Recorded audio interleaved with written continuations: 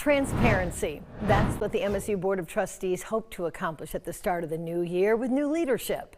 And this was all before it released findings from an independent investigation regarding former business school dean Sanjay Gupta. 45 minutes before midnight on Friday. McKoy Scribner is here for you now with the communications expert's thoughts on what might have prompted the time of its release. Sherry, this all comes as the report found disproportionate discipline was taken against Gupta, and a public relations firm tells me there's a difference between releasing good news and not so popular news to media outlets.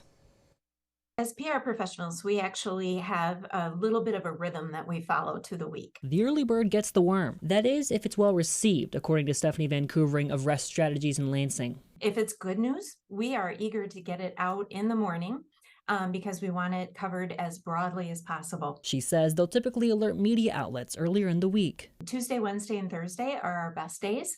And we will try to get things out before 11 a.m. so that they can be picked up and reported on by the press. But there is a flip side. If we send it out late in the day or late in the week, we know that it's generally going to be something that media are not going to pay as much attention to because the timing is simply bad for them. The timing all has to do with the workday. By that time, the assumption is that everybody's gone home and it's not going to be as well covered as it might be otherwise. When it comes to MSU's late-night release regarding the former business dean Sanjay Gupta, she says this could be one of two things. When we're looking at news, yes, it could be something that they're maybe hoping to hold for a time when fewer people are paying attention.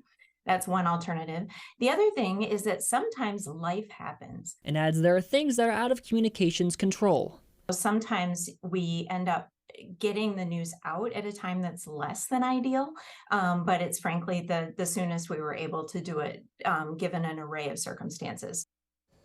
And I did reach out to the Board of Trustees yesterday for comment on the release time of the report and got in touch with Chair Rima Vassar. She says the board released it as soon as it could, but when I tried to speak with Vassar on camera to get answers, she deferred and said we could talk today instead. I tried to get a hold of her several times today, but did not get a response. MSU Communications says the board statement still stands.